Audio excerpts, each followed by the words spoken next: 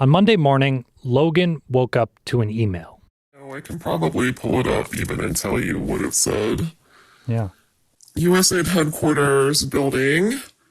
Ronald Reagan building is closed at the direction of agency leadership. The USAID Now, Logan is not her real name, and we're disguising her voice due to fears of retaliation.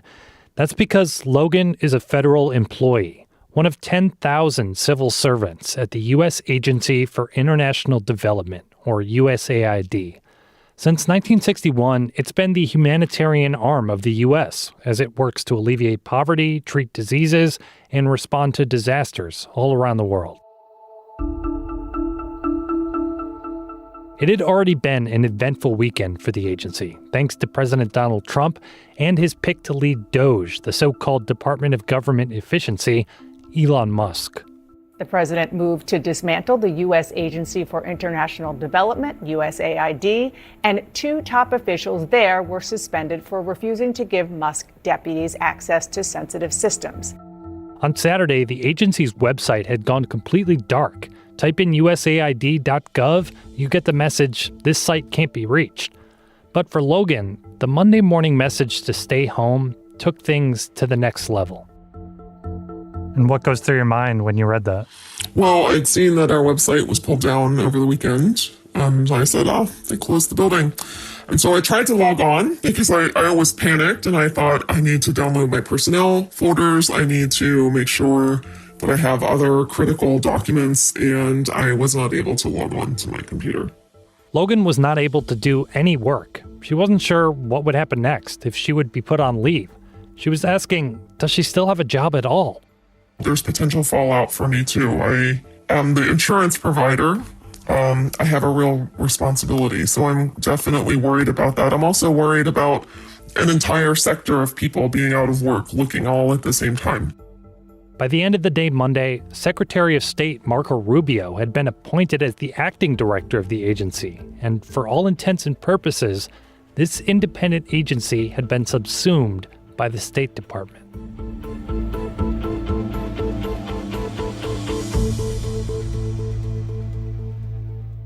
The whole saga has left longtime civil servants like Logan wondering about the future of the foreign assistance work she's been doing for over 20 years and what that says about how our government operates.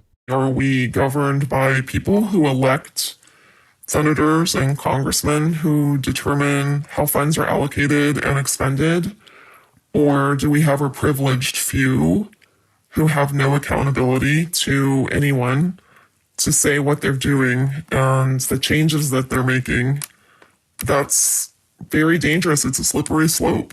There are a lot of people like Logan with a lot of questions. Among them, can Musk legally do what he's doing? And how will this effort to purge federal employees trickle down to the rest of America?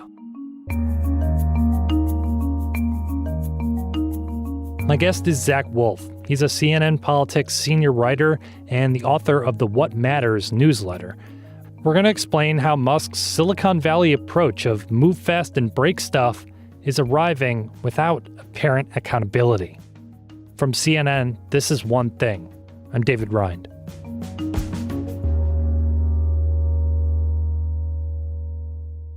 So, Zach, we knew the Trump administration, along with Elon Musk and his so-called Department of Government Efficiency, wanted to reshape how the government spends money and more generally how it operates. But I don't think we quite expected what we've been seeing over the last couple of days and for the last 2 weeks, really. It's been head-spinning, honestly. So where should we start with all this? I think the most interesting element of it, and probably the most important, is that, yes, we knew that they wanted to do some of these things, but we didn't, and we still don't know ultimately what their vision is. This is being done so quietly, but also expansively. So it's like this whole of government effort to cut people and spending that we as journalists and you as the public don't really have a full grasp of. And I think that's the most important thing here is we don't actually know what they're doing because they haven't told us. We do know about a couple of standoffs at specific agencies. I'm thinking specifically of the Treasury Department and USAID. So, what do we know about what has happened there? We know that there was a standoff at the Treasury Department before Trump's Treasury Secretary was confirmed over access by Elon Musk allies to essentially the U.S. government's bank accounts and how it spends money. And when we talk about the government's bank accounts, think Social Security, Medicare, everything. Mr. President, why is it important for Elon Musk to have access to the payment systems at Treasury? Well, he's got access only to letting people go that he thinks are no good if we agree with him, and it's only if we agree with him. He's a very talented guy from the standpoint of management and costs. And Donald Trump was asked about it, why Elon Musk needed access to this stuff, and he essentially said that it was to lay people off. Some of the numbers are horrible, what he's found.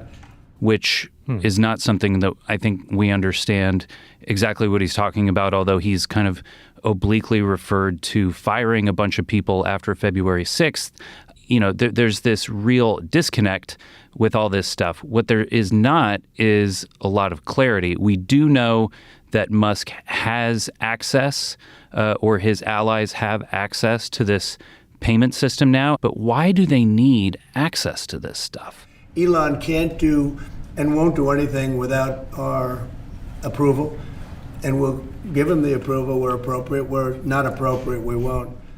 And if I could just add, we don't know what's the stop on him, because Trump said, he added that he, will stop him before he does anything that we don't want him to do. There's a conflict that we won't let him get near it, but he does have a good natural instinct. He's got a team of very talented people. We're trying to shrink government.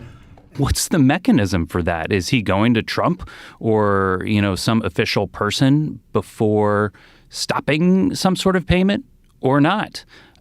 We just don't know. This is shaping up to be a key theme of this conversation here. Right. We all have more questions than answers right now, and I think that's what's kind of the most alarming. Again, we don't know. Do we know anything about the folks that Elon Musk has brought along with him to kind of carry out some of this work at the agency to agency level?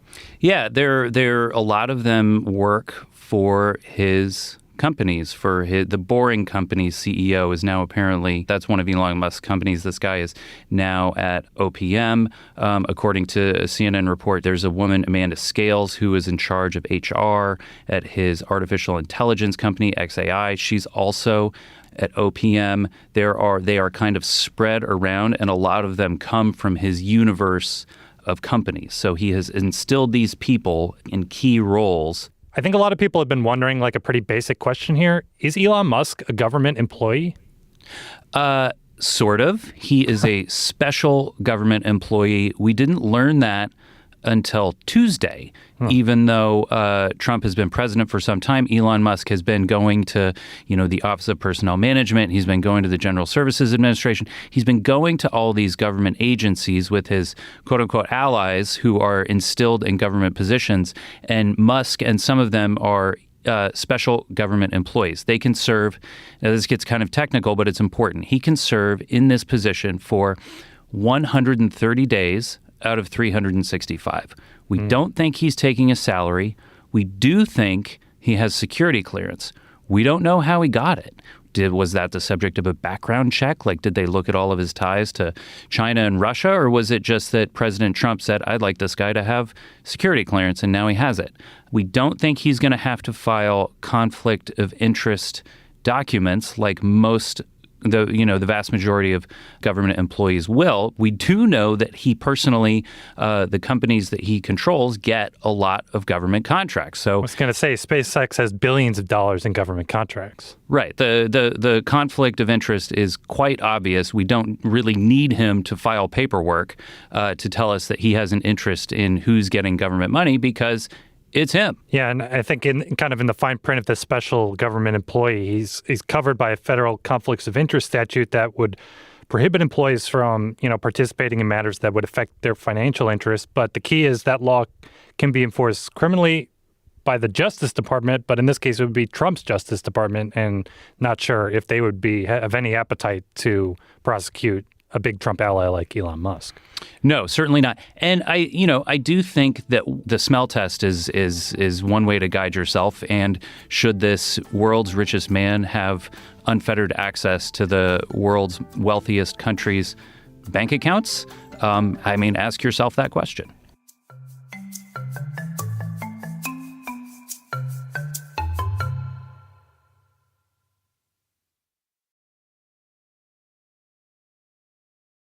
With regard to the USAID stuff, I went over it with him, in detail, and he agreed with that we should shut it down. I mean, that's Musk has been very clear he wants USAID to just go away. It's also incredibly politically partisan, and has been supporting radical left causes throughout the world, including things that are anti-American, which is insane.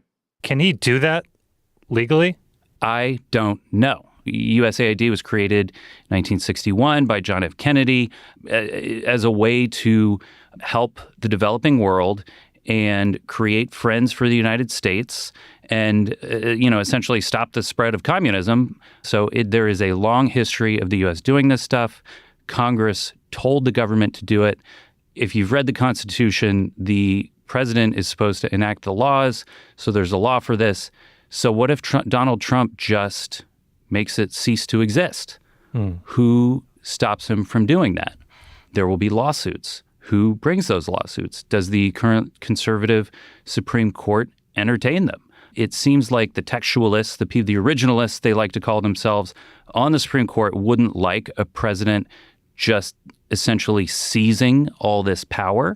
But the end game of how you challenge trying to end an agency is not yet clear to me. I mean, should be Congress's job to pass laws to tell him to stop. Can we tell how much of these efforts are truly about cost cutting and government efficiency, or about just eliminating any resistance to Donald Trump's agenda? I would love to see the spreadsheet that Elon Musk has that shows him how much money he thinks he's going to save doing this. I don't have it. They haven't shared it. All federal salaries combined are something like $200 billion a year, which sounds like a lot of money as we're talking, but it's very little in a country that spends trillions of dollars every year. They are a fraction of government spending, most of which goes to things like Medicare, Social Security. Those are the big kind of sacred cows that Trump has said they won't touch. Elon Musk, however, has talked about the need to, make Medicare and Medicaid in particular more efficient. He hasn't gotten to that part of his plan yet, but we don't know the numbers that they're working off. It feels right now like they're just trying to get a clean slate, see what they can cut in these first couple of weeks before the Congress, the public turns on them, and then go from there. That's what it feels like to me. There could be some master plan that they haven't shared with us, but I don't know what it is. This all kind of strikes me as very similar to how Musk handled his acquisition of Twitter as he was transforming it into X. And there's even been reports that he's been sleeping at Doge offices in D.C., kind of like how he camped out at Twitter HQ in the early days.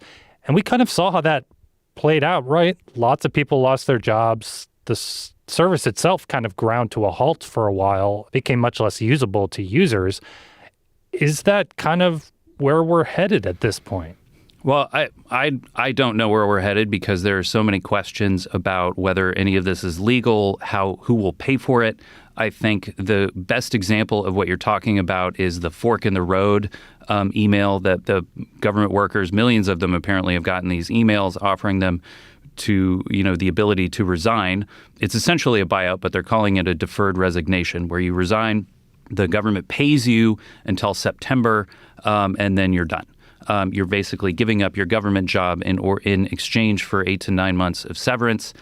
It was done with this outside of government email address. It took all these government workers by surprise. Nobody else within the government knew it was coming.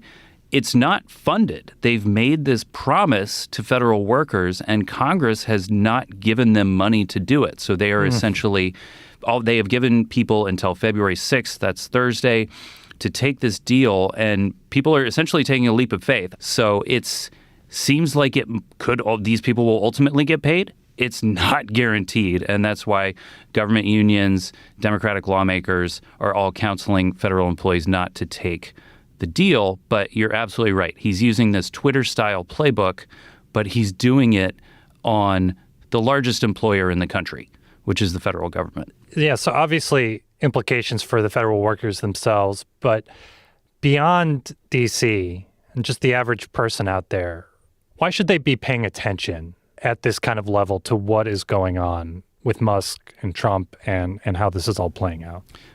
There's a couple of reasons, and let me take through. Number one, structurally, this is just not the way it's supposed to work. Congress is supposed to say what's supposed to happen. The president's supposed to carry it through.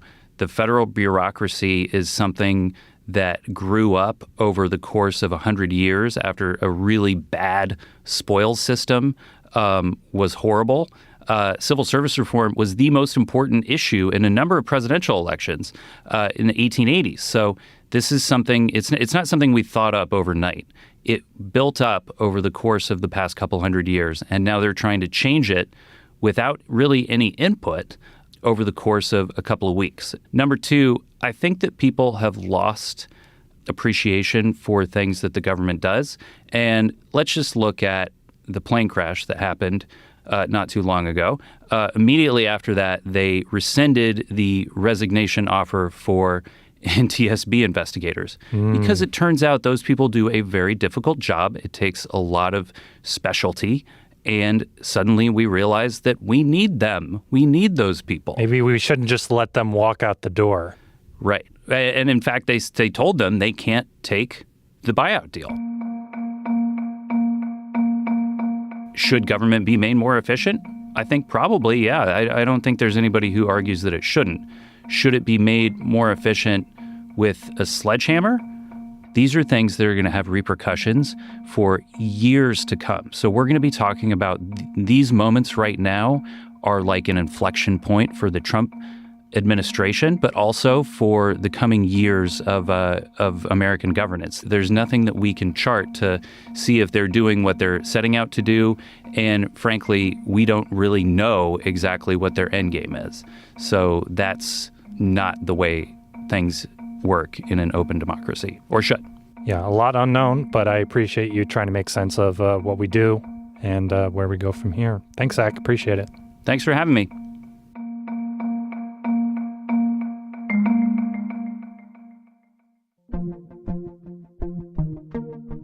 One Thing is a production of CNN Audio. This episode was produced by Paolo Ortiz and me, David Rind. Our senior producers are Felicia Patinkin and Fez Jamil. Matt Dempsey is our production manager. Dan DeZula is our technical director, and Steve Lichtai is the executive producer of CNN Audio. We get support from Haley Thomas, Alex Manasseri, Robert Mathers, John Dianora, Lainey Steinhardt, Jameis Andres, Nicole Pesseru, and Lisa Namarau. Special thanks to Wendy Brundage. We got another episode on Sunday. Make sure you follow the show so you don't miss it. It'll pop right up for you. Talk to you then.